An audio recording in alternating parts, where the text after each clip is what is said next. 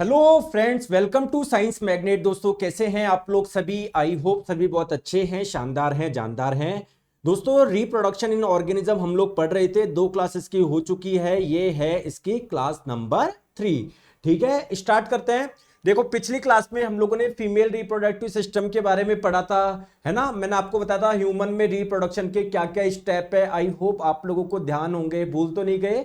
चलिए दोस्तों, कुछ क्वेश्चंस हम लोग करते हैं पहले, है ना, फिर हम लोग आगे चलेंगे। बताओ, मानव महिलाओं में निषेचन कहां पर होता है? फर्टिलाइजेशन वाला प्रोसेस कहां पर होता है? देखो, कल भी मैंने बताया था, बार बार बताया था कि क्वेश्चन कई बार पूछा जाता है, तो इसका आंसर क्या हो जाएगा? Fallopian tube. याद है ना आप लोगों का? ये जो फैलोपियन ट्यूब थी, यहीं पर स्पर्म और एग मिल रहे थे। ठीक है, चलिए।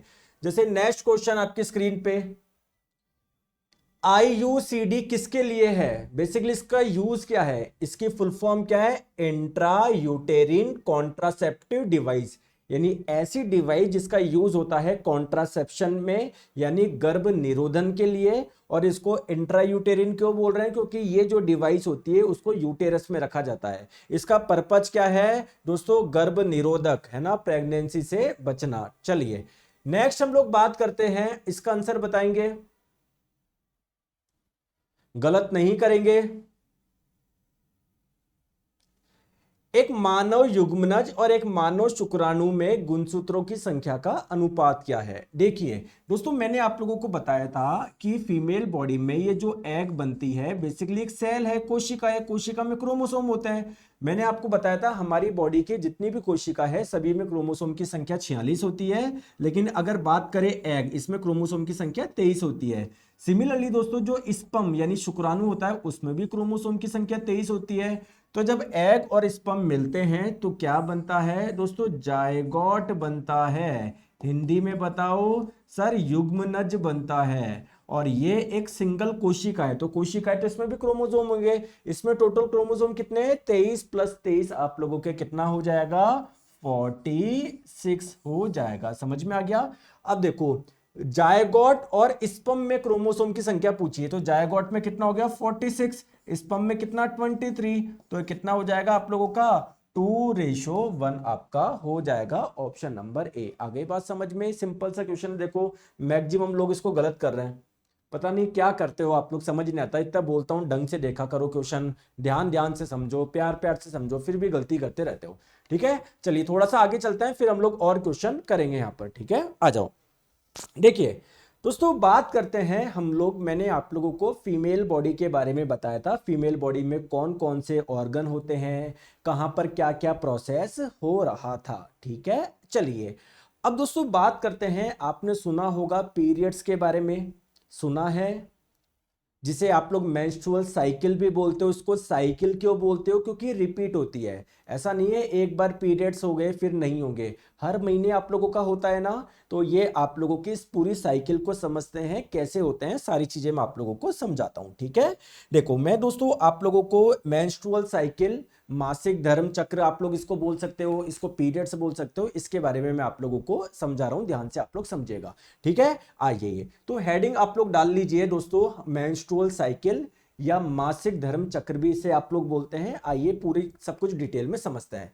देखिए दोस्तों, अगर हम लोग बात करें, ये जो साइकिल होती है ना, देखो साइकिल आप लोग किसको बोलते हो? जो रिपीट होता है। तो ये भी आप लोगों की रिपीट होती है 28 डेज के बाद में। जैसे अगर मैं आपको बोलूं कि मान लीजिए यहाँ पर जितनी भी बहनें बैठी है, मान लीजिए, या कोई भी लड़का लड़की कोई भी है, जैसे मान लीजिए किसी की पीरियड्स की डेट किसी महीने मान लीजिए 24 मार्च को आए, क्या मैं बोल रहा हूं? 24 मार्च को आए। तो दोस्तों अप्रैल में कब आएंगे? क्या 24 मार्च को ही आएंगे क्या? नहीं। तो आप लोग आपने नोटिस किया होगा वो 22 मार्च की होती है डेट, है ना, सॉरी 22 अप्रैल की, एक दो दिन पहले। फिर दोस्तों अगले महीने थोड़ा सा और 2 दिन पहले आ जाएंगे। आपने सुना है ऐसा?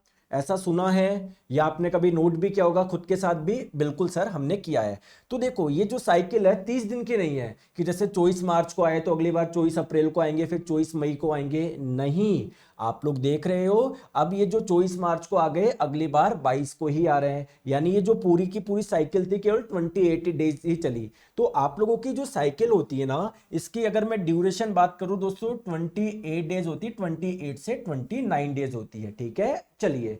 अरे यार दोस्तों सुन लो, ये बीच में एक लड़का है कुलदीप सर आईवीएफ बताओ, पहले तुम्हें आईवीएफ बताऊं क्या? पढ़ा रहा हूं एक बार, ये सुनो तो सही। सर किस टाइम प्रेगनेंसी नहीं हो सकती है, सब बता रहा हूं, एक बार सुनो तो सही। अपने आप को हीरो क्यों बन रहे हो आप? जानता हूं आप बहुत होशियार हो, मैंने आपको 1000 बार बोला है, वापस बोल रहा हूं आपको, चाहे मुझे 20,000 बार भी बोलना पड़ेगा ना, तब भी मैं बोलूंगा। मैं फिर बोल रहा हूं दोस्तों, जो मैं पढ़ा रहा हूं इसके अलावा कुछ नहीं पढ़ना। अगर आप लोग इधर भी ध्यान दे लोगे, मैं आपको गारंटी देता हूं पूरे 100% मार्क्स की। शर्त एक ही है, आपको पढ़ना पड़ेगा।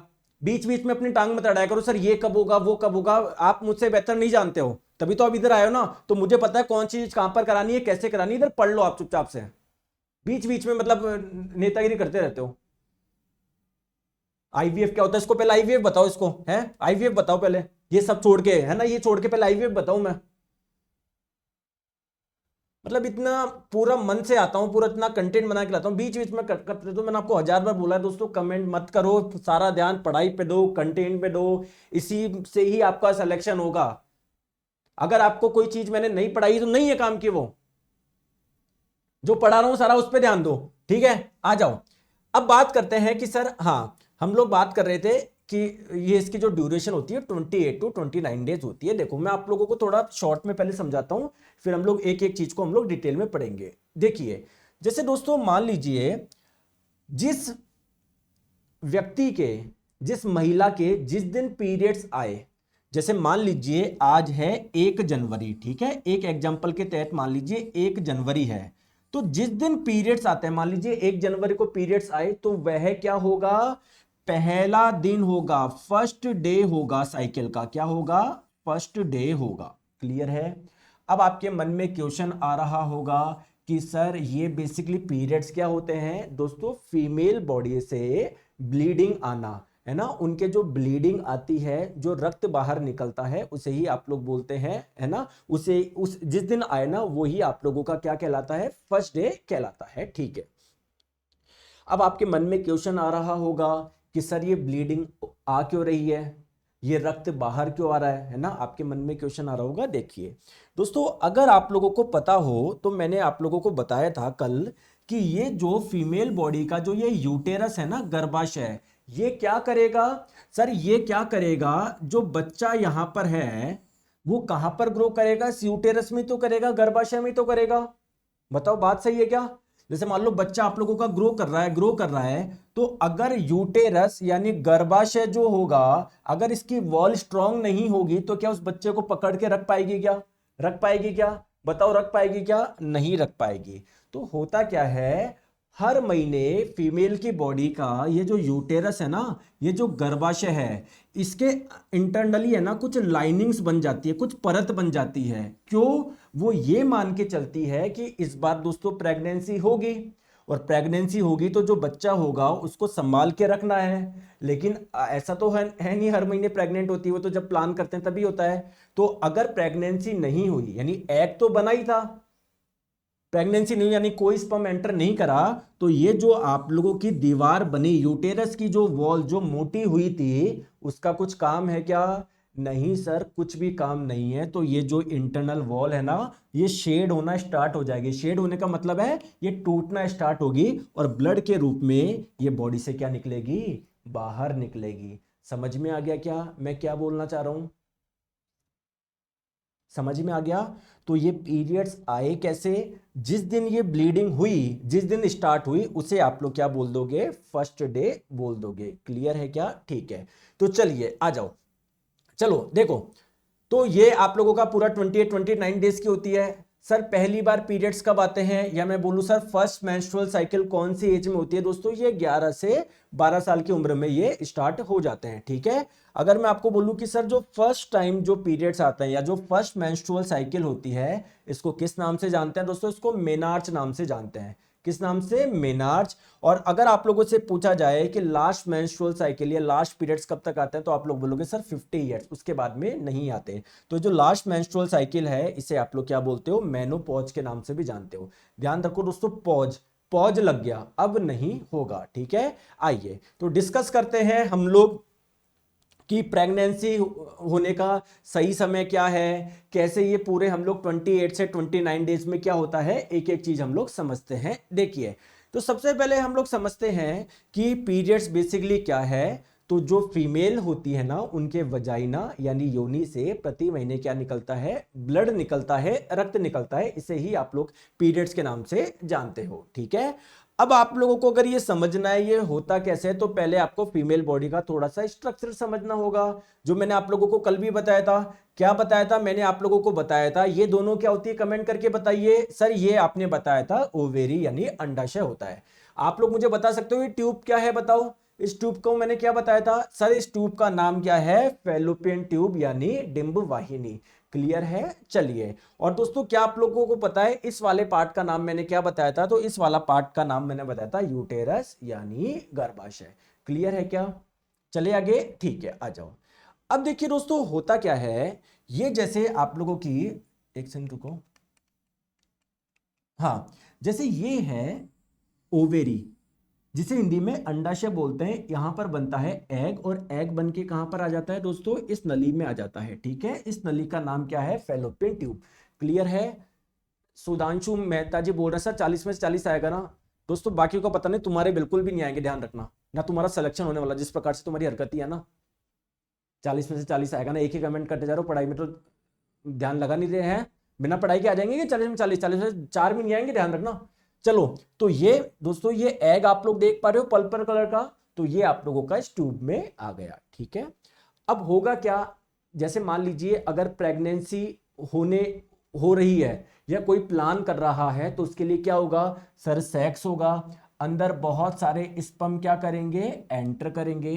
तो दोस्तों कोई एक स्पर्म होगा जो इस एग में जाके घुस जाएगा। तो जब ये एग में स्पर्म घुसेगा तो ये एग आप लोगों का फर्टिलाइज हो जाएगा, थोड़ा सा मैं बोलूं आप लोगों का पक जाएगा, है ना। तो ये जो फर्टिलाइज एग है ये आप लोगों का अल्टीमेटली कहां पर आना है दोस्तों, मुझे बताओ। आप लोगों का फिर इधर आके इम्प्लांट हो जाएगा ना, कल मैंने आपको बताया था ना, और फिर यहीं पर आप लोगों का ये ग्रो करेगा। अब आप लोग मुझे ये बताइए कि अगर ये ग्रो करेगा यहां पर, तो इसको पकड़ने के लिए क्या यूटेरस की इंटरनल वॉल थोड़ी सी स्ट्रांग होनी चाहिए क्या? बताओ, थोड़ी सी स्ट्रांग होनी चाहिए क्या? बिल्कुल। तो दोस्तों होता क्या है, इस दौरान आप लोगों की यूटेरस गर्भाशय की आंतरिक दीवारें थोड़ी सी मोटी होती रहती है। मोटी होती क्यों है? क्योंकि बेसिकली उसको किसको पकड़ के रखना है सर? इसको पकड़ के रखना है। लेकिन क्या हो जब आप लोगों का कोई प्रेगनेंसी का प्लान नहीं करे या दोस्तों सेक्स नहीं हो, तब क्या हो? तो सर अगर सेक्स नहीं होगा तो अंदर स्पर्म एंटर नहीं करेंगे। ये जो एग है आप लोगों का, उसमें स्पर्म घुसेगा ही नहीं, एग फर्टिलाइज ही नहीं होगा, पकेगा ही नहीं। तो ये सिंपल आप लोगों का एग जब इधर आ जाएगा ना, तो यूटेरस की जो वॉल है जो मोटी हुई थी, अब उसका कोई काम है क्या सर? कोई काम ही नहीं है, क्योंकि ये जो आप लोगों का एग है ना वो फर्टिलाइज नहीं है, तो सिंपल एग ही है। अगर ये ग्रो करता तो इसको पकड़ने के लिए यूटेरस की वॉल मोटी होनी चाहिए थी। बट सर अभी कुछ प्रेगनेंसी हुई नहीं, सिंपल ये एग है। तो बेसिकली क्या होगा इस दौरान, अब ये जो यूटेरस की वॉल है ना जो बनी थी वो टूटना स्टार्ट होगी, और ये ब्लड के रूप में आपकी बॉडी से बाहर निकलेगा। क्या इतना सा समझ में आया क्या? जल्दी से कमेंट करके बताएंगे, बताओ कमेंट करके बताओ, बताइए। इतनी सी बात आ गई समझ में? एक्चुअल में हो क्या रहा है, पहले प्रोसेस को आप लोग समझो। चलिए, तो हम लोग बात करते हैं, ये मैंने आप लोगों को पूरी की पूरी प्रक्रिया बताई ना। ये कौन सी प्रक्रिया बताइए सर आपने? किस ओवेरी से एग बनेगा यहां पर, फिर एग बन के दोस्तों इस नली में जाएगा, फिर यहां से यहां पर आएगा, है ना। तो एक्चुअली में ये एक स्टेप में नहीं होता कि एक ही दिन में सारी की सारी प्रक्रिया हो गई। ये पूरा जो आप लोगों का प्रोसेस है वो 28 से 29 डेज का है। तो आइए हम लोग समझते हैं इस पूरे 28 से 29 डेज में क्या होता है। देखिए दोस्तों, ये पूरे जो 28 से 29 डेज का जो समय है, इसे आप लोग बोलते हैं मेंस्ट्रुअल साइकिल यानी मासिक धर्म चक्र। इसमें टोटल 4 आप लोगों के फेज होते हैं। एक होता है मेंस्ट्रुअल फेज, अभी बताऊंगा, टेंशन मत लो। एक होता है आप लोगों का फॉलिकुलर फेज, उसके बाद में होता है आप लोगों का ओव्यूलेशन फेज, और उसके बाद में होता है ल्यूटियल फेज। सर ये क्या है, इसकी हिंदी तो बताओ, सब बताऊंगा, टेंशन मत करो। देखो सबसे पहले स्टेप की हम लोग बात करते हैं। सबसे पहला आप लोगों का जो फेस है वो कौन सा है आप लोगों का? सबसे पहला है मेंस्ट्रुअल फेस, जिसे आप लोग बोलोगे मासिक धर्म चरण भी बोल सकते हो, मासिक चरण भी बोल सकते हो। सर ये इसमें क्या होता है, जो ये यूटेरस है ना, गर्भाशय, इसकी जो इंटरनल वॉल बनती है, ठीक है, इस नजरिए से कि यार प्रेगनेंसी होगी, उस बच्चे को संभाल के रखना है। तो दोस्तों प्रेगनेंसी अगर नहीं होती है तो क्या ये टूटना स्टार्ट हो जाएगी? क्या टूटना स्टार्ट हो जाएंगे? क्या ब्लड आप लोगों का बाहर आना स्टार्ट हो जाएगा? क्या बताओ। तो दोस्तों ये क्या ये एक ही दिन के लिए होता है? क्या नहीं सर, 2 दिन के लिए, 3 दिन के लिए, ये 4 दिन के लिए तक भी ब्लड निकलता रहता है। तो दोस्तों ये जितने दिन तक ये प्रोसेस चलता है, उस प्रोसेस को, ये जो पूरा का पूरा ये जो चरण है ना, ब्लड का आप लोगों का बाहर आना, ये आप लोगों का पूरा फेस है, वो क्या है? आप लोगों का मेंस्ट्रुअल फेस कहलाता है। आइए इसको समझते हैं। दोस्तों देखिए, गर्भाशय की मोटी परत जो गर्भावस्था का समर्थन करती है, इसका मतलब क्या है कि दोस्तों ये जो आप लोगों की यूटेरस की इंटरनल वॉल थी, जो कि आप लोगों की मोटी हुई थी, क्यों? क्योंकि प्रेगनेंसी अगर होती है तो उसमें ये ही अपनी महत्वपूर्ण भूमिका निभाएगी। लेकिन अगर प्रेगनेंसी नहीं होती है तो अब क्या इसकी आवश्यकता है? क्या बताओ, आवश्यकता है क्या? नहीं, तो ये टूटना शुरू हो जाएगा, ब्लड के रूप में ये बाहर निकलेगी। तो दोस्तों जितने दिनों के लिए प्रक्रिया चलती है, 5 दिन, 6 दिन, 7 दिन, उस वाले फेज को आप लोग बोलते हैं मेंस्ट्रुअल फेज। क्या आपको समझ में आया? क्या क्या आप लोगों को समझ में आया? क्या बताइए। चलिए दोस्तों, दूसरा स्टेप है आप लोगों का फॉलिकुलर फेज, फॉलिकुलर चरण। सर ये क्या है? आइए देखिए मैं आप लोगों को बताता हूं। जैसे ध्यान से यहां पर मेरे बात ध्यान से सुनिएगा दोस्तों, ये जो ओवेरी थी है ना, जिसे आप लोग बोलते हैं हिंदी में अंडाशय। क्लियर है क्या? ठीक है। सबसे पहले तो बात करते हैं सर, ये वाला फेज शुरू कब होगा? जब आप लोगों का मेंस्ट्रुअल फेज खत्म हो जाएगा। मेंस्ट्रुअल फेज खत्म होने का मतलब है सर जब ब्लीडिंग आनी रुक जाएगी। क्लियर है? तब आप लोगों का, जैसे मान लो फॉर एग्जांपल, मान लो आपके 7 दिन तक ब्लीडिंग चली, तो अब ये खत्म हो गया। अब नेक्स्ट स्टेप कौन सा है आप लोगों का? फॉलिकुलर फेस है, ये फॉलिकुलर चरण है। दोस्तों ये वाला फेस आप लोगों का कब आप लोगों का शुरू होता है? मैंने आपको बताया था, आपकी पिट्यूटरी ग्रंथि है ना, आपकी जो पीयूष ग्रंथि है, उससे एक हार्मोन निकलता है जिसका नाम है FSH, फॉलिकल स्टिमुलेटिंग हार्मोन। मैंने बताया था क्या? और मैंने आपको यह भी बताया था कि ये हार्मोन जो है ना, वो क्या करता है, इस ओवेरी जो है, अंडाशय जो है ना, इसको क्या करता है? क्या करता है? एक्टिवेट करता है। ठीक है। अब दोस्तों क्या करता है, देखो आपको मैं बहुत छोटी बात बताता हूं। ये जो आप लोगों की ओवेरी होती है ना, इस ओवेरी में बहुत छोटे छोटे अंडे होते हैं, लेकिन वो क्या होते हैं? इमेच्योर होते हैं। मतलब जब भी किसी लड़की का जन्म होता है ना, उसकी ओवेरी में बहुत छोटे छोटे अंडे होते हैं, जन्म से ही होते हैं, लेकिन वो काफी इमेच्योर होते हैं। ठीक है। तो दोस्तों सेकंड स्टेप क्या है? कोई एक अंडा होगा जो कि डेवलप होगा, डेवलप होगा, डेवलप होगा, डेवलप होगा। कुल मिला के आप लोग ये बोल सकते हो, इस वाले फेज में क्या होगा? एग का निर्माण होगा, यानी अंडाणु का निर्माण होगा। इस प्रोसेस को आप लोग क्या बोल रहे हैं? इस प्रोसेस को बोल रहे हैं आप लोग फॉलिकुलर फेज। बस इतना सा ध्यान रखिए कि इस प्रोसेस में क्या होगा? एग का निर्माण होगा। ठीक है। चलिए अब दोस्तों एग का निर्माण हो गया, जैसे ओवेरी में आप लोगों का एग बन गया। अब एग जब बन गया तो इस एग को कहां पर भेजना है? इस ट्यूब में भेजना है ना। दोस्तों इस एग का इस ओवेरी से निकल के इस ट्यूब में आना ही क्या कहलाता है? ओव्यूलेशन कहलाता है। हिंदी में आप लोग बोल सकते हो अंडोत्सर्जन। तो तीसरा स्टेप क्या हो गया? ओव्यूलेशन, यानी अंडोत्सर्जन। अंडोत्सर्जन वाली प्रक्रिया में क्या हुआ? ओवेरी में जो आपका एग था वो कहां पर आ गया? इधर आ गया। दोस्तों मुझे बताइए, प्रेगनेंसी होने का सही फेज कौन सा है? प्रेगनेंसी कब होती है? जब ड्यूरिंग सेक्स अंदर स्पर्म एंटर करते हैं। तो स्पर्म को अल्टीमेटली कहां से मिलना है? एग से मिलना है।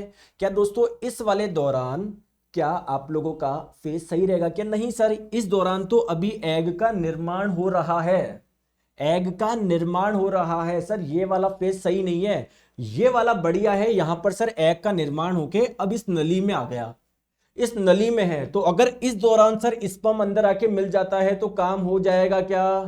क्या काम हो जाएगा? क्या बोलो? हां सर, काम हो जाएगा। तो ये जो ओव्यूलेशन फेज है दोस्तों, यह वो समय है जहां पर लेडी प्रेग्नेंट हो सकती है, इसके अलावा नहीं हो सकती है। ठीक है। चलिए फिर इसके बाद का वो क्या है, वो है सर लूटियल फेस। सर ये लूटियल फेस आप लोगों का क्या होता है, ठीक है, आइए ये लूटियल फेस ये है, इस दौरान जो आप लोगों की यूटेरस की जो इंटरनल वॉल होती है ना, ये थोड़ा सा डेवलप होना शुरू होती है, शुरू होती है, शुरू होती है, शुरू होती है, शुरू होती है, शुरू होती है। लगभग मान लो 15 से साइकिल का जो 15 से 18, पहला दिन किसको बोला था, जिस दिन आपकी ब्लीडिंग आई, 15 से 18वें दिन जो होगा ना, उस दौरान ये इतना जो समय है ना, उस दौरान ये वापस यूटेरस की वॉल आपकी स्ट्रांग होना शुरू होगी। अगर प्रेगनेंसी नहीं होती है फिर वापस आपकी टूटना शुरू हो जाएगी। तो आई होप आप लोगों को ये समझ में आया होगा। क्या बात समझ में आई, क्या क्या बात समझ में आई क्या? बिल्कुल। अब देखिए, तो ये जो आप लोगों का पूरा ये था आप लोगों का समय, ध्यान रखिए, ठीक है। इसमें सबसे इंपॉर्टेंट क्या है, सबसे इंपॉर्टेंट यही है जो ओव्यूलेशन होता है वो कौन से समय होता है। जैसे आप मान लीजिए किसी की ब्लीडिंग आई, 1 जनवरी को पीरियड्स आए, अगर मैं आपको बोलूं कि उनके प्रेग्नेंट होने का सबसे बेस्ट टाइम क्या है, तो प्रेग्नेंट होने का बेस्ट टाइम क्या है कि ओवेरी में जो अंडा बना अगर वो इस ट्यूब में चला गया तो ये आपका समय है सबसे बेस्ट स्पर्म का अंदर आने का। क्योंकि स्पर्म जब अंदर आएगा ना, तो वो अगर उसको फैलोपियन ट्यूब में एग मिल गया ना तो उसको फर्टिलाइज कर देगा। अगर यहां पर कोई एग ही नहीं है तो स्पर्म आके अंदर क्या करेगा, कुछ करेगा ही नहीं। समझ रहे हो बात को? तो जब आप लोगों का एग यहां से यहां पर पहुंच जाता है, इस जगह है, तो वो आपका बेस्ट समय है ना प्रेग्नेंट होने का। तो ओव्यूलेशन फेज जो है आप लोगों का, this is the best time to for pregnant. अब ये होता कब है दोस्तों, आप लोग मान लो 11 से 14, 11 से 12 दिन मान लो, या कई जगह 11 से आप लोगों का 12 से 14 दिया जाता है, कहीं पर 11 से 14 दिया जाता है, तो लगभग लगभग आप मान लो 11 से 14। अब इसका मतलब क्या है, इसका मतलब क्या है, इसका मतलब क्या है कि अगर 1 जनवरी को प्रेग्नेंट हो, सॉरी ब्लीडिंग आई थी, पीरियड्स आए थे, तो दोस्तों 11 जनवरी वाला जो दिन होगा ना, उस दौरान दोस्तों एग बन के कहां पर आ गया होगा, इस जगह आ गया होगा। तो this is the right time अगर कोई प्रेगनेंसी का प्लान कर रहा है, क्योंकि अगर जब स्पर्म एंटर करेंगे तो उसको आराम से एग मिल जाएगा। आप लोगों को दोस्तों लगता है कि जो प्रेगनेंसी होती है वो बहुत ईजी है ना? आपने भी अपने आसपास में देखा होगा दोस्तों, वो शादी के बाद में 2-2 साल हो जाते हैं, 3-3 साल हो जाते हैं, 4-4 साल हो जाते हैं, नहीं हो पाता। इसके पीछे कई कारण हैं। एक तो ये कारण है कि जैसे मान लीजिए आप लोगों ने फैमिली प्लान भी कर लिया, जैसे मान लीजिए कोई एक्स व्यक्ति है, एक्स लड़का है, ठीक है, उसकी शादी हुई और वो सोच रहा है कि चलिए अब मुझे फैमिली प्लान करनी है, मुझे बच्चे करना है, तो वो सोच रहा है कि यार मैंने सेक्स कर लिया, अंदर रिलीज कर दिया तो हो गया, बच्चा हो जाएगा। नहीं दोस्तों, वो इसी टाइम पे होना चाहिए। अगर इससे पहले किया या इससे बाद में किया तो नहीं होगा। अच्छा मुझे बताइए, आपने 11 जनवरी से 14 जनवरी के दौरान किसी ने फैमिली प्लान किया, मान लीजिए 12 जनवरी को उसने प्लान किया, क्या उससे हो जाएगा, क्या उससे हो जाएगा क्या? देखिए दोस्तों, एक्चुअली में क्या होता है, मेरी बात को ध्यान से समझो। देखो, क्या आपको पता है हमारी हर कोशिका की अपनी एक लाइफ है। जीव जैसे मान लो आरबीसी के कितने दिन का लाइफ है, जीवन कितने दिन का है, 120 दिन का है।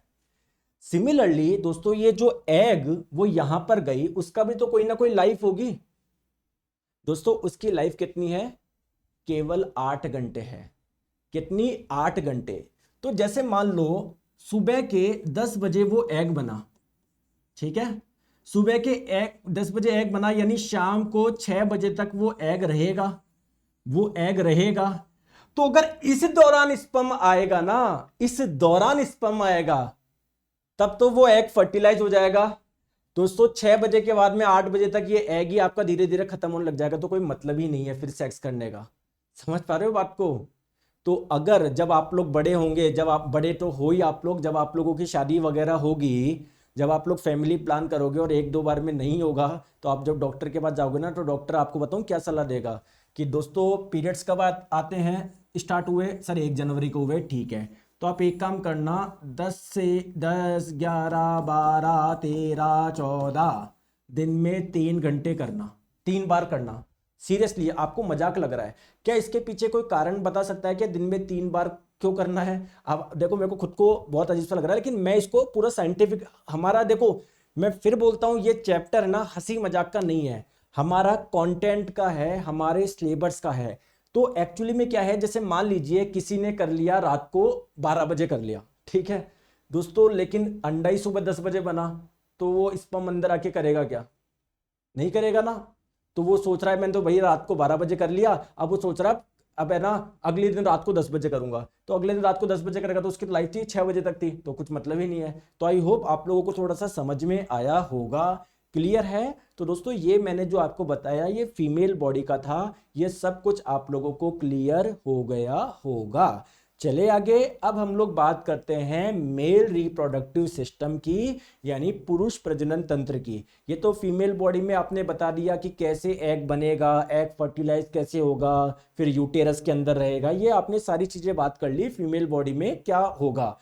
अब हम लोग बात करते हैं during the fertility period if we intercourse then the most highly chance to pregnant. हाँ बिल्कुल, चले आगे आ जाओ। चलिए अब हम लोग बात करें मेल बॉडी में जो ऑर्गन्स होते हैं, चले आगे।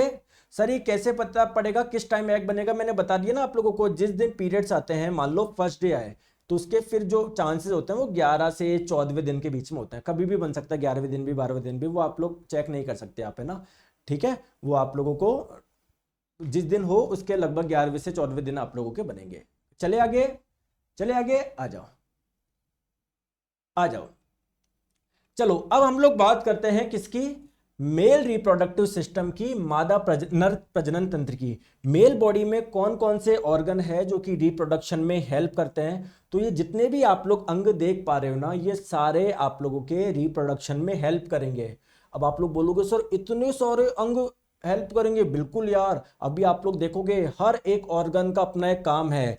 जैसे यहां पर आप लोग ये जो नीचे दो देख पा रहे हो ना, ये एक ये अंडाकार आकृति की बॉल, एक ये यहां पर बनते हैं स्पर्म यानी शुक्राणु। फिर दोस्तों इस नली से शुक्राणु ऊपर जाएंगे, तो इस नली का भी इंपॉर्टेंट रोल है ना। फिर इससे आपके ये है ना, ये इससे आप लोगों के शुक्राणु बाहर आएंगे, यानी इस अंग का भी अपना योगदान है, क्योंकि अगर ये अंग नहीं हो तो स्पर्म को बाहर कौन लेकर आएगा? आप समझ पा रहे हो? तो ये जितने भी अंग यहां पर आप लोग देख पा रहे हो वो सभी आप लोगों के रिप्रोडक्शन में हेल्प करेंगे। क्लियर है क्या? सर एएलपी से पहले फिजिक्स सिलेबस हो जाएगा क्या? मुझे फिजिक्स नहीं आती। क्यों नहीं होगा आप मुझे बताओ। एक काम करो, पूरी क्लास में ना बढ़िया तुम ऐसे कमेंट करा करो, तुम्हारा तो इतना लेट सिलेबस होगा ना, मजा आएगा मुझे। रोज कमेंट करो, मैं तो बोल दूंगा तुम मुझे पढ़ाने नहीं देते थे। और पूछो, तुम्हें क्या ज्यादा मजे आ रहे हैं ना, पूछो हर क्लास में पूछो कि सर एलपी से पहले हो जाएगा ना, पूछो। मैं तो बोल दूंगा कि भैया इसलिए सिलेबस नहीं हुआ, तुम हर क्लास में पूछते रहते थे, मुझे पढ़ाने नहीं दिया। पूछो, हर क्लास में पूछो 10 बार, ठीक है। जब मैंने बोल दिया एग्जाम से 1 महीने पहले सिलेबस करा दूंगा, तो कोई दिक्कत है क्या? कोई है क्या? कोई चुन्ने काट रहे हैं क्या पीछे से कोई? चले आगे, चलिए आ जाओ। तो चलिए बात करते हैं सर कौन कौन से ऑर्गन है। देखो ये तो मैंने आप लोगों को क्या बताया, अरे ये क्या हुआ, ये तो मैंने आप लोगों को क्या बताया, पूरा 3D व्यू बताया। अगर आप लोग सामने से देखोगे तो आप लोगों को कैसा नजर आएगा? ये ऐसा नजर आएगा। तो आइए बात करते हैं इनमें कौन कौन से ऑर्गन्स है, कौन कौन से पार्ट है, बताओ आ जाओ। सबसे पहले हम लोग बात करते हैं parts of male reproductive organ कौन कौन से होते हैं। दोस्तों क्या आप लोगों को पता है सबसे इंपॉर्टेंट कौन है? देखिए वैसे तो सारे इंपॉर्टेंट है, लेकिन इसमें सबसे इंपॉर्टेंट है ना वो है टेस्टिकल, जिसे टेस्टिस भी बोलते हैं, जिसको मैं रेड कलर से हाईलाइट कर रहा हूं। कितनी होती संख्या में? 2 होती है, एक यहां पर और एक आप लोगों का यहां पर। सर इसका क्या रोल है रिप्रोडक्शन में, प्रजनन में? दोस्तों स्पर्म यानी शुक्राणु का जो निर्माण होता है वो यहीं पर होता है। तो आप लोगों को पहला समझ में आ गया मेल रिप्रोडक्टिव सिस्टम में क्या क्या होगा। एक तो आपको बताना पेयर ऑफ टेस्टिस यानी वृषण की जोड़ी। चलिए नेक्स्ट हम लोग बात करते हैं एपिडिडाइमस, जिसे हिंदी में अधिवृषण बोलते हैं। सर अधिवृषण क्यों? क्योंकि वृषण के ऊपर है ना। आप लोगों को देखो मैं हाईलाइट करके बता रहा हूं, ये रहा एपिडिडाइमस, ये रहा एपिडिडाइमस। अब सर इसका क्या काम है प्रजनन में, रिप्रोडक्शन में? क्योंकि जो स्पर्म शुक्राणु आपके टेस्टिस में बनेंगे, उनका स्टोरेज, उनका संग्रहण कहां पर होता है? एपिडिडाइमस में होता है, अधिवृषण में होता है। तो एपिडिडाइमस भी आप लोगों का इंपॉर्टेंट पार्ट हो गया।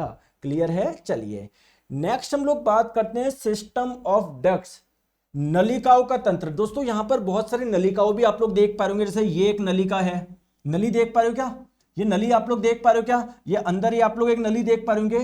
तो बहुत सारी नली भी है जो कि आपके रिप्रोडक्शन में हेल्प करेगी। कैसे? अभी बताऊंगा, है ना। ये एपिडाइमिस तो गलत लिख दिया। जैसे एक तो वास्ट डिफरेंस क्या है, सबसे पहली नली जो इंपॉर्टेंट है उसका नाम है वास्ट डिफरेंस, या इसको स्पर्म डक्ट भी बोलते हैं। दोस्तों क्या नाम से समझ में आ रहा है क्या स्पर्म डक्ट से क्या मतलब है?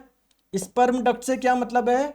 जो स्पर्म को लेके जाएगी, जो नली स्पर्म शुक्राणु को लेके जाएगी। देखो शुक्राणु बने यहां पर, लेकिन दोस्तों इस नली से जो शुक्राणु होंगे ना वो आपके ऊपर जाएंगे। इसी नली से शुक्राणु जो होंगे ना वो ऊपर जाएंगे, क्योंकि अल्टीमेटली आप लोगों को बाहर निकालना है। तो ये आप लोगों का क्या हो जाएगा? स्पर्म डक्ट हो जाएगा। चलिए और बात करते हैं दोस्तों यूरेथ्रा, जिसे हिंदी में मूत्र मार्ग बोलते हैं। सर ये कौन सी नली आ गई? दोस्तों ये वो ही नली है जिससे आपका मूत्र बाहर आता है, जिससे मूत्र बाहर आता है। तो इसी नली से मूत्र भी बाहर आएगा, इसी नली से स्पर्म भी बाहर आएगा। तो ये इंपॉर्टेंट है ना, अगर ये नली नहीं होगी तो आपके बॉडी के अंदर जो स्पर्म बना वो बाहर कैसे आएगा? क्लियर है? समझ में आ गई बात को? ठीक है, तो आई होप आपको ये समझ में आ गया होगा। बिल्कुल। लेकिन दोस्तों जैसे आपको पता है डाइजेस्टिव सिस्टम में कुछ ग्लैंड्स भी थी जो कि डाइजेशन में हेल्प कर रही थी। दोस्तों ग्लैंड्स किसको बोलते हैं? सर बॉडी के ऐसे पार्ट जिनसे कुछ ना कुछ पदार्थ निकलते हैं। तो सिमिलरली हमारे यहां पर भी कुछ ना कुछ पदार्थ, जैसे स्पर्म जो है ना अच्छा मुझे एक चीज बताओ, एक छोटी सी चीज बताओ। आप दिन भर केवल रोटी खाओ, पानी बिल्कुल भी नहीं पियो, तो क्या आपका काम चल जाएगा क्या?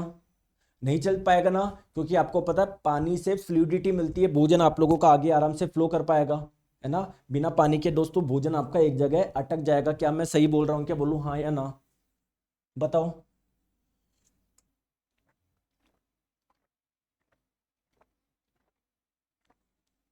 बताओ सही बोल रहा हूं क्या? बिल्कुल सर आप सही बोल रहे हैं। तो प्यारे दोस्तों ये जो स्पर्म बना, शुक्राणु बना, इस स्पर्म में क्या मिलते हैं? दो तीन लिक्विड मिलते हैं, लिक्विड 1 प्लस लिक्विड 2। क्यों? क्योंकि जब इस स्पर्म में लिक्विड मिलेंगे तभी तो इसको क्या मिलेगी? फ्लूइडिटी मिलेगी, है ना, तभी तो ये फ्लो कर पाएगा। तो ये जब आपका स्पर्म जैसे मान लो भी यहां पर है, जब ये ऐसे जाएगा ना इसमें एक दो तीन लिक्विड मिल जाएंगे जिससे इसको प्रॉपर फ्लूइडिटी मिले, क्योंकि इसका काम भी बहुत तगड़ा है। क्योंकि इसको आगे फीमेल बॉडी में जाके कहां तक जाना है? फेलोपियन ट्यूब तक जाना है। तो इस स्पर्म में दो तीन चीजें और ऐड करनी पड़ेगी ना, करनी पड़ेगी ना। तो इस स्पर्म में ये दो तीन चीजें जब ऐड होगी तो जो आपका ये लिक्विड बनेगा इसे आप लोग बोलते हैं सीमेन, यानी वीर्य। तो दोस्तों ये लिक्विड भी तो कहीं ना कहीं से बना होगा, ये दूसरा लिक्विड भी तो कहीं ना कहीं से बना होगा। तो कुल मिला के हमारे रिप्रोडक्टिव सिस्टम में कुछ ग्लैंड्स भी है जो कि रिप्रोडक्शन में हेल्प करती है। सर मेरा एक ही टेस्ट चीज है, कुछ प्रॉब्लम होगा क्या हमको? दोस्तों इसके बारे में नहीं बता सकता, डॉक्टर से सलाह करिए चंदन कुमार जी, ठीक है? आ जाओ। चलिए तो हम बात करते हैं सर कौन कौन सी ग्लैंड्स है जो कि आप लोगों के रिप्रोडक्शन में हेल्प करती है। एक है आप लोगों की सेमिनल वेसिकल, जिसे आप लोग हिंदी में बोलते हैं शुक्राशय, ठीक है। अभी हम लोग बात करेंगे, टेंशन ना ले, है ना। यहां पर होती है, देखो ये रही आपकी सेमिनल वेसिकल, एक ये रही और एक ये रही, समझ में आ गया क्या? तो ये जब आप लोगों का स्पर्म जाएगा ना तो इससे कुछ पदार्थ बनेगा जो स्पर्म में मिल जाएगा, ठीक है। एक होती है दोस्तों आप लोगों की प्रोस्टेट ग्लैंड, है ना, आप लोग यहां पर देख पा रहे होंगे, ये रही प्रोस्टेट ग्लैंड। तो जब अंदर स्पर्म इसमें से जाएगा ना तो इस स्पर्म में कुछ और भी चीजें मिला देगा प्रोस्टेट ग्लैंड, ठीक है। और एक होती है दोस्तों आप लोगों की काउपर्स ग्लैंड, ठीक है, काउपर्स ग्लैंड। और एक मैं आप लोगों को इधर लिखना भूल गया, इधर लिख देता हूं, बल्बुरेथ्रल ग्लैंड, ठीक है, इधर लिख देता हूं। एक और होती है आप लोगों की बल्बुरेथ्रल ग्लैंड। बल्बु स्पेलिंग क्या है? BOURETHAR। दोस्तों ये बताओ पहले पढ़ाई समझ में आ रही है नहीं समझ में आ रही है? बताओ। अरे पढ़ाई समझ में आ रही है नहीं आ रही है? बताओ। मजा आ रहा है नहीं आ रहा साइंस में? या दोस्तों एक चीज मुझे बताओ, इस बार है ना मैं शनिवार रविवार को क्लास लूंगा, इस बार है ना, मैं पहले ही बोल देता हूँ आपको, क्लास लूंगा इस बार, 2-2 3-3 घंटे लूंगा मैं आपको। अब मैं आपसे ये पूछना चाह रहा था, इस बार क्लास में लूंगा लंबी, सैटरडे संडे को भी लूंगा, ठीक है ना। तो उसके लिए आप रेडी रहना, कहाँ बोलो और सर मैं बता दूंगा आपको, ठीक है, टेंशन मत लो। चलो आ जाओ, चले आगे आ जाओ। तो अब एक एक पार्ट के बारे में बात समझे। एक बार साइड व्यू भी आप लोग देख लीजिए जिससे आपको समझ में आए। देखिए दोस्तों, ये है आपकी टेस्टिस, वृषण, यहां पर बनते हैं स्पर्म यानी शुक्राणु। इस नली के माध्यम से, इस नली का नाम क्या है, वास डिफरेंस है, जिसको स्पर्म डक्ट भी बोलते हैं। इस नली से ये स्पर्म कहां जाएंगे दोस्तों, आगे जाएंगे। क्या आप लोग यहां पर देख पा रहे हो, एक छोटी सी आप लोगों की ग्लैंड है जिसका नाम है सेमिनल वेसिकल। बताओ, इससे दोस्तों कुछ लिक्विड मिले बनेगा जो इस स्पर्म में मिल जाएगा। ठीक है, फिर आगे चलेंगे दोस्तों, यहां पर ये ग्लैंड देख पा रहे हो येलो कलर की, जिसका नाम है प्रोस्टेट। इससे कोई आपको लिक्विड बनेगा जो स्पर्म में मिल जाएगा। समझ में आ गई बात को मैं क्या बोलना चाह रहा हूं।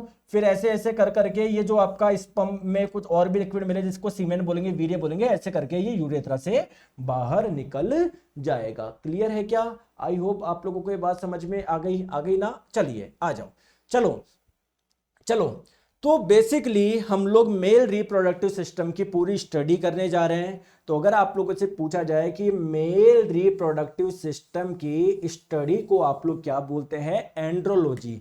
जैसे हार्ट की स्टडी को कार्डियोलॉजी बोलते हैं, लंग्स की स्टडी को पल्मोनोलॉजी बोलते हैं, है ना, और ब्रेन की स्टडी को आप लोग न्यूरोलॉजी बोलते हैं, वैसे ही मेल रिप्रोडक्टिव सिस्टम की स्टडी को आप लोग एंड्रोलॉजी बोलोगे। चलिए स्टार्ट करते हैं दोस्तों एक एक पार्ट। सबसे पहले हम लोग बात करते हैं, सबसे इंपॉर्टेंट जो है आपका स्पर्म टेस्टिस, जिसे हिंदी में वृषण बोलते हैं। तो आप लोगों से अगर पूछा जाए टेस्टिस का काम क्या है या स्पर्म का फॉर्मेशन कहां पर होता है, तो दोस्तों स्पर्म का फॉर्मेशन कहां पर होता है, टेस्टिस में होता है, वृषण में होता है।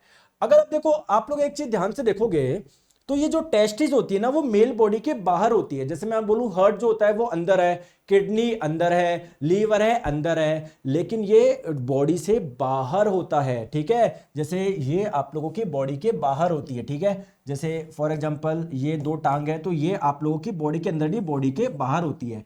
अब सर ये बॉडी के बाहर क्यों है, आप मुझे बताइए। हमारी बॉडी का नॉर्मल टेम्परेचर कितना है सर, 37 डिग्री सेल्सियस है। क्लियर है क्या? बिल्कुल। अब दोस्तों जो 37 डिग्री सेल्सियस जो आप लोगों की बॉडी का टेम्परेचर है, एक्चुअली में दोस्तों स्पर्म के निर्माण के लिए टेम्परेचर थोड़ा कम चाहिए। ये मान लो 34.5 से 35 डिग्री के आसपास चाहिए। तो अगर ये टेस्टिस अंदर होती तो क्या कभी स्पर्म का निर्माण हो पाता क्या? नहीं हो पाता। इसीलिए सर ये बॉडी के क्या है, बाहर है। इसीलिए दोस्तों ये बॉडी के क्या है, बाहर है। अब आप लोग बोलोगे, मान लीजिए सर सर्दी है, सर्दी में तो बाहर का टेम्परेचर कम है, तो फिर सर इतने कम टेम्परेचर पे कैसे बनाएंगे स्पर्म, जबकि स्पर्म बनाने के लिए चाहिए सर 34.5 से 35। तो दोस्तों उस दौरान ये जो आपकी टेस्टिस है, वृषण है, ये आपकी बॉडी के पास में आ जाती है, ये आपकी बॉडी के पास में आ जाती है, जिससे उसको थोड़ा सा टेम्परेचर मिल जाता है। क्लियर है? चलिए, तो आप लोग ध्यान रखेंगे, स्पर्म के निर्माण के लिए जो बॉडी का टेम्परेचर है उससे 2 से 2.5 डिग्री सेल्सियस थोड़ा टेम्परेचर कम चाहिए होता है। आ जाओ नेक्स्ट हम लोग बात करते हैं सर टेस्टिस के बारे में। सर टेस्टिस का जो शेप है वो क्या है, जैसे ये टेस्टिस है, इसका शेप क्या है दोस्तों, इसका शेप है अंडाकार, है ना, ओवल इसका शेप है, अंडाकार इसका शेप है। दोस्तों इसकी लंबाई कितनी है, तो अगर हम लोग बात करें इसकी लंबाई की, तो इसकी लंबाई होती है 4 से 5 सेंटीमीटर। और दोस्तों बात करी जाए इसकी चौड़ाई की, तो इसकी जो चौड़ाई होती है वो कितनी होती है, 2 से 3 सेंटीमीटर होती है। समझ में आ गई बात को? कोई दिक्कत तो नहीं है, कोई परेशानी तो नहीं है? बताओ जल्दी से बताओ, जल्दी से बताओ, जल्दी से बताओ, जल्दी से बताओ। नहीं है। चलो आगे। अब हम लोग बात करते हैं, मैंने एक चीज आप लोगों को बताई थी इस टेस्टिस के बारे में। क्या बताई थी? जैसे ये टेस्टिस है, ये एक वृषण है। दोस्तों एक चीज आप लोग ध्यान रखना, इस टेस्टिस के अंदर ऐसे छोटे छोटे से कंपार्टमेंट बने होते हैं, ऐसे छोटे छोटे से कंपार्टमेंट बने होते हैं, है ना। इसको लोब्यूल्स बोल दो, या आप लोग लोब्स बोल दो, या खंड बोल दो। तो अगर बात करी जाए दोस्तों, किसी एक आप लोगों के वृषण में लगभग कितने कंपार्टमेंट होते हैं दोस्तों, 200 से 250 कंपार्टमेंट होते हैं। क्लियर है क्या? चले आगे, आ जाओ। चलिए बहुत बढ़िया। अब ध्यान रखिएगा, ये जो स्पर्म, जो शुक्राणु यहां पर बने, अगर वो एक्स्ट्रा में है तो वो आप लोगों के इसी के ऊपर ये जो पार्ट है ना, इसे आप लोग बोलते हैं एपिडिडाइमस, वहां पर जाके स्टोर हो जाता है। ठीक है, चलिए आगे हम लोग बात करते हैं दोस्तों। टेस्टिस बात करें, क्या टेस्टिस एक प्रकार का अंग ही तो है? तो कोई भी अंग कोशिकाओं से मिलकर बना होता है क्या? बिल्कुल। तो इस टेस्टिस में बेसिकली 3 टाइप की सेल्स पाई जाती है, 3 टाइप की कोशिकाएं पाई जाती है। पहली है आप लोगों की दोस्तों स्पर्मेटोजेनिक सेल। कौन सी है? स्पर्मेटोजेनिक सेल। स्पर्मेटोजेनिक करो, स्पर्मेटाजेनिक जेनिक सेल। एक होती है दोस्तों आप लोगों की सर्टोली सेल, और एक होती है आप लोगों की लैडिंग सेल, या आप लोग इसको हिंदी में लेडाइंग भी बोल सकते हो ना, लैडिंग बोलेंगे ज्यादा सही रहेगा। लैडिंग लैडिंग लैडिंग, इसका प्रोनाउंसिएशन क्या है? लैडिंग है, ठीक है। अब सर ध्यान रखिए, देखो टेस्टिस में क्या क्या होता है, क्या आपको पता है क्या? क्या मैंने आपको कभी बताया था क्या कि टेस्टिस के अंदर एक हार्मोन भी बनता है? बताओ बताओ, क्या मैंने आपको बताया क्या टेस्टिस के अंदर एक हार्मोन भी बनता है? बताइए, बता नहीं रहे हो आप लोग, बताओ बनता है या नहीं बनता, ये भूल गए?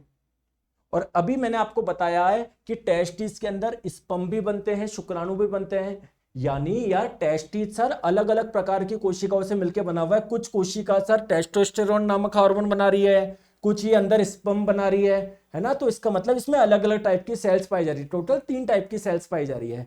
अब बात करते हैं सर, ये वाली सेल्स है, इसका काम क्या है? इसका काम है स्पर्म का फॉर्मेशन, शुक्राणु का निर्माण। चलिए सर सर्टोली सेल का काम क्या है? जो यार इसके अंदर जो ये स्पर्म बनी, शुक्राणु बनी, शुक्राणु एक कोशिका है, इसको भी तो पोषक तत्व देने हैं आपको, इसको भी तो भोजन चाहिए, इसको भी तो एनर्जी चाहिए।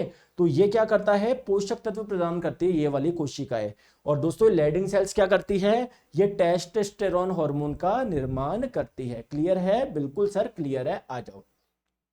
अब आगे हम लोग बात करते हैं कि चलिए ये जो वृषण थे, इनसे स्पर्म यानी शुक्राणु के निर्माण हो गया।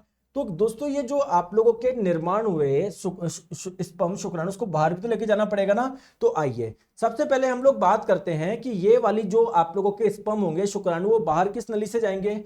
दोस्तों वो इस नली से जाएंगे। इस नली का नाम क्या है? वास डिफरेंस या वास डिफरेंसिया, या इसे आप लोग स्पर्म डक्ट भी बोल दो। ठीक है, अब मेरी बात को आप लोग ध्यान से समझिए। मैंने कल आप लोगों को क्या नसबंदी के बारे में पढ़ाया था क्या? तो दोस्तों पुरुष नसबंदी में क्या होता है, जिसे आप लोग वैसेक्टोमी के नाम से भी जानते हैं। तो पुरुष नसबंदी में दोस्तों ये आप लोगों की नली जो है ना काट दी जाती है, कटक, इसको काट देंगे, इसको काट देंगे। अब होगा क्या? जो स्पर्म है, शुक्राणु जो बने, वो ऊपर जाएंगे नहीं, यानी आपके यूरेथ्रा से जो आपका लिक्विड निकल रहा था उसमें स्पर्म होगा ही नहीं, तो कोई दिक्कत ही नहीं है। समझ में आ गया? तो ध्यान रखिएगा दोस्तों, जो पुरुष नसबंदी होती है, जिसे आप लोग वेसेक्टोमी के नाम से भी जानते हो, इसमें ये जो आप लोगों की कौन सी नली कटती है? वास डिफरेंस जो डक्ट होती है ना, इसको काटी जाती है, काट दी जाती है। चलिए आ जाओ, नेक्स्ट हम लोग बात करते हैं कि सर क्या हम इस बॉडी में कुछ ग्लैंड्स भी होती है क्या, ग्रंथि भी होती है क्या? बताओ, होती है नहीं होती? बताओ, होती है क्या? मैंने बताया आप लोगों को होती है। सबसे पहले हम लोग बात करते हैं सेमिनल वेसिकल, जिसे हिंदी में वीर्य पुट्टिका भी बोलते हैं। ध्यान रखिएगा दोस्तों, ये संख्या में 2 होती है। मैंने आपको पहले डायग्राम बनाया था ना, बिल्कुल बताया था। तो सर इससे क्या बनता है दोस्तों? इससे एक लिक्विड बनता है जिसे आप लोग बोलते हैं सेमिनल फ्लूइड, यानी सेमिनल द्रव। दोस्तों एक होती है आप लोगों की प्रोस्टेट ग्लैंड। प्रोस्टेट ग्लैंड की बात करें, ये क्या बनाती है? सिट्रिक एसिड बनाती है। जब इस स्पर्म में सिट्रिक एसिड मिलता है, जब इस स्पर्म में सिट्रिक एसिड मिलता है, तो स्पर्म इजीली आप लोगों के मूव कर पाते हैं। तो ये मोशन के लिए बहुत जरूरी है, ठीक है। तो स्पर्म में एक तो क्या मिल गया? सेमिनल फ्लूइड मिल गया। एक क्या मिल गया? सिट्रिक एसिड मिल गया। बहुत बढ़िया। और दोस्तों एक होती है आप लोगों की बल्बोरेथ्रल ग्लैंड, ठीक है, ये भी संख्या में 2 होती है। दोस्तों ये किसका कार्य करती है? इससे निकलने वाला लिक्विड लुब्रिकेशन का कार्य करता है। मतलब एक लिक्विड और मिल गया इसमें जो लुब्रिकेशन का कार्य करेगा, इसको इजीली फ्लो करवाएगा। तो जब ये स्पर्म में ये सारी चीजें मिलती है, तो ये जो लिक्विड बना, इसे आप लोग क्या बोलोगे? सीमेन बोलेंगे, वीर्य बोलेंगे। दोस्तों यहां तक आपको आ गया समझ में? किसी को कोई दिक्कत तो नहीं है? बताओ, बात आ गई समझ में? किसी को कोई दिक्कत तो नहीं है? यहां तक आ गई बात समझ में? अरे बोलते नहीं हो आप लोग, हैं पता नहीं कहां रहते हो। तो बात समझ में आई या नहीं आई? आई या नहीं आई? आ गई? चले आगे, आ जाओ। चलिए अब दोस्तों बात करते हैं कि सर जैसे जो वीर्य निकलता है उसमें अगर स्पर्म की संख्या, देखो स्पर्म एक सेल है, एक कोशिका है। देखो ये इसका स्ट्रक्चर कुछ ऐसा होता है आप लोगों का। आगे है ना एक आप लोगों का थोड़ा मोटा सा पार्ट होता है, पीछे आप लोग देखोगे पूंछ जैसा स्ट्रक्चर होता है। तो स्पर्म को हम लोग 3 पार्ट में बांटते हैं, इसको बोलते हैं इसका हेड, ये हो गया इसका मिड पार्ट, और दोस्तों ये हो गई इसकी पूंछ। दोस्तों क्या किसी कोशिका में न्यूक्लियस होता है क्या, केंद्रक होता है क्या, बताओ? बिल्कुल होता है। तो अगर आप लोगों से पूछा जाए कि स्पर्म में न्यूक्लियस कहां पर पाया जा रहा है, इसके टेल वाले भाग में या हेड वाले पार्ट में, तो दोस्तों हेड में होता है इसका न्यूक्लियस यानी केंद्रक। क्या आप लोग मुझे बताइए कोशिका के अंदर माइटोकॉन्ड्रिया भी पाए जाते हैं क्या? बिल्कुल। तो अगर आप लोगों से पूछा जाए कि इस कोशिका का जो माइटोकॉन्ड्रिया है वो कहां पर पाया जा रहा है, हेड में, टेल में, कहां पर, तो दोस्तों जो मिड पार्ट होता है ना, मध्य भाग, यहां पर आप लोगों को क्या मिलेंगे, माइटोकॉन्ड्रिया मिलेंगे। आई बात समझ में? ठीक है। अब बात करते हैं कि सर जो ये सीमेन है, वीर्य है, इसकी संख्या कितनी होती है? दोस्तों अगर हम लोग बात करें, जो एक बार वीर्य निकलता है ना उसमें 200 से 300 आप लोगों का मिलियन आपको पता भी है कितना होता है? 10 लाख को 1 मिलियन बोलते हैं। तो देखो कितने सारे आप लोगों के स्पर्म निकल रही है। क्लियर है क्या? चलिए आ जाइए नेक्स्ट हम लोग बात करते हैं फर्टिलिटी रेट कितनी होती है स्पर्म के, 60%। इसका मतलब क्या है, जैसे इस कोई एग है, एग के पास में बहुत सारे स्पर्म जा रहे हैं, मान लो 100 स्पर्म जा रहे हैं, तो 60 स्पर्म के पास ही इतनी ताकत होती है, वही इतने हेल्दी स्पर्म होते हैं कि उस एग को फर्टिलाइज कर पाएंगे। आ रही है क्या बात मैं क्या बोलना चाह रहा हूं? अनुराग विश्वकर्मा पूछ रहे हैं सर नसबंदी के बाद बॉडी में स्पर्म बनता रहेगा और डिस्ट्रॉय नहीं होगा तो कोई साइड इफेक्ट रहेगा क्या? डिस्ट्रॉय होता है, हर कोशिका की एक लाइफ होती है, स्पर्म की भी एक लाइफ है 72 घंटे, तो 72 घंटे बाद वो खुद ही खत्म हो जाएगा। क्लियर है क्या सर? टाइमिंग के चक्कर में रिकॉर्डिंग क्लास देखते हैं, क्या गजब पढ़ाते हो, thank you so much Rinku ji. चले आगे आ जाओ। नेक्स्ट पॉइंट आप लोग ध्यान रखिएगा, जो आप लोगों का कौन सा ऐसा हार्मोन है जो कि स्पर्म फॉर्मेशन में हेल्प करता है, तो टेस्टोस्टेरोन, ये हार्मोन बहुत इंपॉर्टेंट है स्पर्म के फॉर्मेशन के लिए। तो दोस्तों ये मैंने आप लोगों को मेल रिप्रोडक्टिव का भी पूरा पार्ट बता दिया। अब हमारा एक छोटा सा पार्ट बचा है। मैंने आपको प्लांट में कैसे रिप्रोडक्शन होते हैं मैंने आपको बताया था, सेक्सुअली भी होते हैं, एसेक्सुअली भी होते हैं। तो एसेक्सुअल मेथड तो मैंने पूरा बता दिया था, सेक्सुअल मेथड मैंने आपको बताया कि सेक्सुअल मेथड होता क्या है, हमने ह्यूमंस में पढ़ा। ठीक है। अब मैंने कुछ प्लांट्स भी होते हैं जो सेक्सुअली रिप्रोड्यूस करते हैं, क्या मैं यहीं पर बता दूं क्या, ये एक क्लास और लूं? दोस्तों एक्चुअली क्या 2 बजे रीजनिंग की क्लास में कंटेंट देखता हूं, रुको। हो सकता है, लेकिन मुझे इसके क्वेश्चन भी करवाने थे। दोस्तों मैं कल करा दूंगा इसको, है ना, क्योंकि मुझे क्वेश्चन भी करवाने हैं इसके, है ना। इस चैप्टर के क्वेश्चन हुए कहाँ हैं, बहुत कम हुए हैं, कोई मुश्किल से 10 या 12 क्वेश्चन करवाए हैं, इसके कोई 25-30 क्वेश्चन करवाने हैं। तो कल ये अपना पूरा भी हो जाएगा सेक्सुअल रिप्रोडक्शन इन प्लांट, और हम लोग इसके जो 25 से 30 क्वेश्चन है जो प्रीवियस ईयर है एक्सपेक्टेड, वो करा दूंगा, पूरा ही अपने अच्छे से पूरा कंप्लीट हो जाएगा। क्लियर है क्या? समझ गए? और अच्छे से पढ़ाई करो, सिलेबस की बार बार टेंशन मत करा करो। बढ़िया एग्जाम से 1 महीने पहले करा दूंगा आपका, एएलपी के एग्जाम से 1 महीने पहले, है ना। जरा भगना नहीं है, आपको रिवीजन के लिए भी समय चाहिए। मैं दिन में 10-10 घंटे भी पढ़ा सकता हूं, आप क्या समझते हो, लेकिन मेरा एक ही सिद्धांत है। मैं आपको बताऊं, मैंने भी, क्या आपको लगता है कि मैंने कोचिंग नहीं करी होगी? बिल्कुल मैंने करी थी, जब मैं आईईएस और गेट की तैयारी कर रहा था। ठीक है, किसकी? गेट की एंड आईईएस की। दोस्तों आप लोग यकीन नहीं मानोगे, वहां पर कोचिंग का समय बताऊं क्या होता था, आप यकीन नहीं मानोगे, सुबह 10 से शाम को 8 बजे, रात को 8 बजे। क्योंकि दोस्तों उनकी भी गलती नहीं है, क्योंकि उनके इतने सेंटर्स थे कि टीचर को यहां लगाना है, फिर उसको टीचर को 6 दिन में कंप्लीट करा के दूसरे सेंटर भेजते थे। जैसे मान लो अभी जयपुर सेंटर से फिर दिल्ली सेंटर, दिल्ली से हैदराबाद, ये। लेकिन दोस्तों मरता कौन था? बच्चा मरता था, बच्चा मरता था। उनको कोई मतलब नहीं, उनको मतलब है सिलेबस कराना। सिमिलरली मेरे को कोई दिक्कत नहीं है, आप बोलोगे सर सिलेबस मैं अभी खींच दूं, भाई मेरे पास तो इतने शानदार से पूरा ढंग से रिकॉर्ड कर रखा है मैंने तो वीडियो, लेकिन मैं चाहता हूँ आराम आराम से पढ़ो, प्रॉपर रिवीजन का भी समय मिले आपको ना, तो घबराओ मत आप लोग। क्लियर है? चलिए आगे, चलिए, thank you so much, take care, bye bye, अपना ध्यान रखिए।